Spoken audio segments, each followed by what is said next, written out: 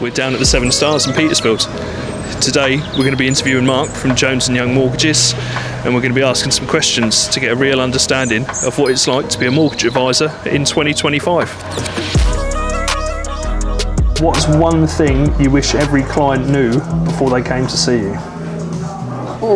I wish they'd all had a look at their credit report. Why?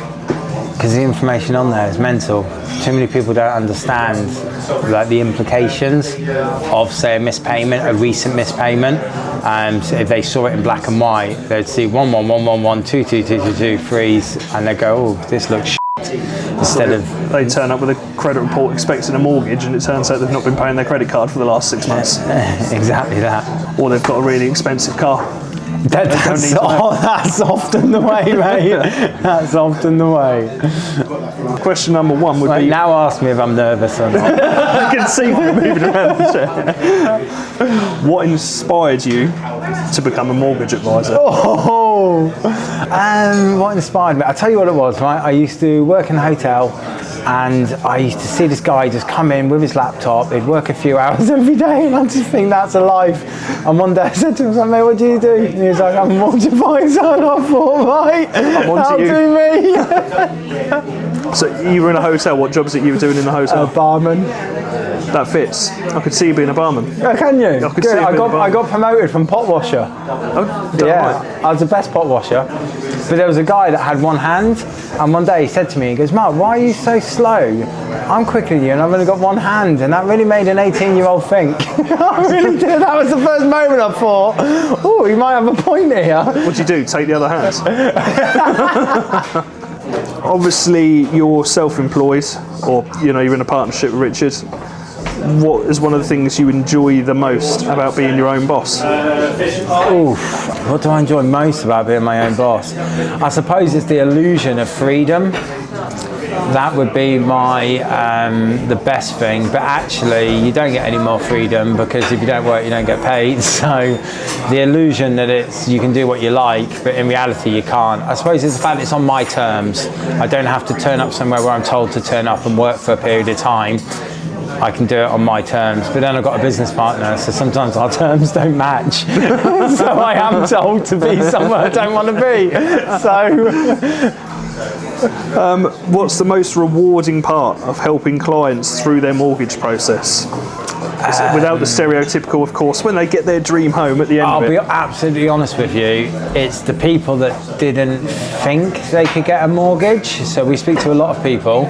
Some people are just don't understand why they can't. It's the ones that were nervous, where you knew that they'd gone out of their way a lot to even pick up the phone to find out if they could get a mortgage. And they're always the easy mortgages as well, to be honest. So yeah, it's helping people that didn't think they could get a mortgage get on the property ladder. And the other one is people that don't necessarily come from families that have all got mortgages, and it's a real big leap for them, because they may have had family that have always rented, and for them to be the first person within their family and stuff to own, I find they're the best, because they haven't got all that support and expectation that we maybe have. I like that one. You can tell he meant that as well. I did absolutely mean that. Yeah, you can see that. Yeah. Because I'm quite anti-establishment, so I feel like we're like kicking the bank. When people that don't think they can get a mortgage, I feel like we're beating the bank. It's taking from the rich to give to the perceived poor. The perceived poor, yeah, exactly that, yeah. How do you support clients who may feel stressed or overwhelmed during the process? Obviously, it's quite a stressful thing to do, to apply for a mortgage. I remember the first time I'd done it, and I was like, "Oh my God," and I was being asked for this, that and the other, and it was quite sort of overwhelming.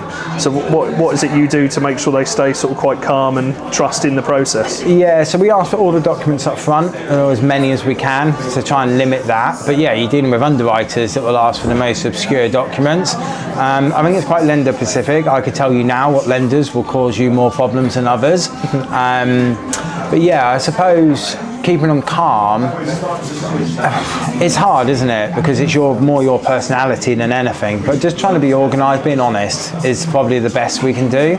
It's just be honest with them. Always answer the phone. I find a lot of mortgage advisors just probably wouldn't answer the phone, even for those little silly sort of calls, those reassurance calls. Yeah. So we're really good at that. We'll always reassure you, always let you know, and then be honest. If it's not going the way we think it's going to go, be honest with you. If it is going the way, then obviously, treating them as people rather than another number on your exactly spreadsheet. that. Yeah, we're lucky that we generally know all our customers.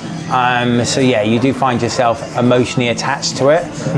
So yeah, the stress, I think for like both sides actually, I think sometimes we have to remember how we felt when we were applying for our own mortgages, because sometimes we can be a bit too blasé, but it's about just trying to keep the client informed, basically. You're putting yourself in the client's shoes. Always put ourselves in the client's shoes, yeah. And I think that's a good point as well, because I think most people think that we work with the bank. Well, we don't. We're working with the client. And that's the big thing. Once the client understands that we're not on the bank side, we're on the client side, and they can be as honest and stuff to us, then we can be a lot more honest back, and then it makes it a lot less stressful. Can you share a success story where you felt you really made a difference to someone? Oh, daily, mate, daily. I knew that was going to be his answer. We made a success. Do you know, for me, it's the biggest one, and we do this nearly every day in our company, is when another mortgage advisor has told you can't get a mortgage. My biggest fear is that people listen to just one advisor. And I think it's really important that if you've been told you can't get a mortgage, to go and speak to another 3, 4, even 5 advisors. Well, you would at home, wouldn't you? Say you're having your bathroom done Exactly or something like that. at home. You wouldn't just go with the first building you've spoken to. You speak to 3, 4 different people. And think how many different opinions of the job you get from speaking to different builders. Yeah. And that's the same with mortgages. So it's the ones where another mortgage advisor has told them they can't get a mortgage, but they still have the confidence to ring us, and then we can generally do it. And that's a lot of the time using things like CIS gross pay instead of taxable pay, net profits instead of dividends. It's madness. Why wouldn't you pick up the phone? Because you've got nothing to lose from making that phone call to ask a question, have you? No, and I think that's people are so worried about wasting our time. But if they didn't waste our time, we don't have a business. What's been one of the biggest lessons you've learned since you left your barman pot washer job and became self-employed? Life shit. I don't know. I think it all interlinks actually, because the way we run the company is very much like that. So we're very personable in the way that we deal with people. We're very human in our interactions. So I don't think it's necessarily something I've learned since. It's probably more what I learned at the time, which is dealing with people like they're humans. We don't look at anyone like a number or anything. So yeah, I think it's more the fact that we treat everyone with the respect they deserve, whatever they're doing. So I suppose that's what I've learned, is just to treat people with fairly. Yeah, exactly as you'd want to be treated. As we're all taught as children. Exactly that. And don't be short. I think it's very easy when you're getting 1,000 of the same questions every day. Yeah. It's very easy to then answer the last one. All guilty of it. Yeah, 100%. And then it's just making sure that you're having that first conversation each time with the same enthusiasm and exactly calmness. Yeah. How do you stay motivated when things get challenging? I struggle with this actually. I think a lot of self-employed people do. Yeah, it's hard. There's highs and lows, and when you're self-employed, I feel that the highs are very high, but the lows are very low. And it's funny now because the business is a bit more stable now, so we don't have those highs up and down anymore. So in a way, the fun's gone because it was a lot more fun when you're getting all those highs and lows. It's just purely the fact that we do, and as cliche as it sounds, we just love helping people. So yeah, there'll be times where someone doesn't get a mortgage and you take it personally and you feel that you've done wrong and stuff like that, and you feel like you've let the client down massively. But then it's peaks and troughs, isn't it? So you can't, at the end of the day, you can't have a mortgage company and get every single person a mortgage. No. So you just can't live like that. So yeah, getting the high is getting people that in many ways shouldn't have got a mortgage. And then yeah, there's naturally going to be lows. But yeah, I think it balances itself out. Now we're more established, it definitely balances itself out a bit more. I'm really lucky that I suppose me and my business partner, we motivate each other. There's time, we're never down at the same time. I'll be low and Richard won't be low. It's harder when you're both low. What advice would you give to someone looking to buy their first home? I think there's two things that you should do if you're buying your first home, and I think it massively depends on your own personal circumstances. So if you're single or have no dependents, have no real big worries in the world, then I would always buy a doer-upper so you can try and make some money. And don't be scared to buy that shitty flat in that rundown area if you think you can make a bit of money on it. On the flip side of that, if you're a family, you're married, you've got kids, my advice would be to go and get a shared ownership property, buy the biggest shared ownership property you can, and try and staircase your way out of the mortgage. Because I think too many people then get wrapped up of never buying because they need to buy the 4-bed house but can't afford the 4-bed house, so they never buy anything.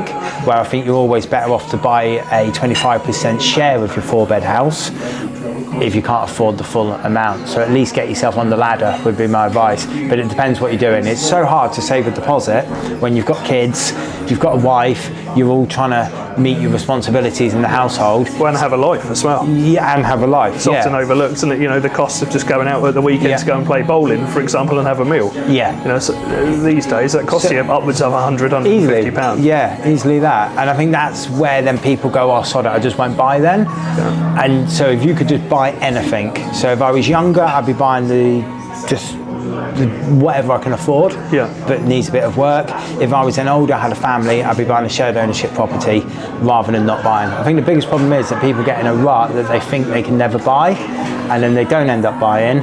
And then I don't have to go very far on my socials, for example, to see friends I went to school with that are still renting now. The landlord's kicked them out and they've got 2 kids and they're now frantically trying to find somewhere to live because of all the requirements needed to get a rental property. And lastly, when the client finishes the process with you, how do you hope that they feel?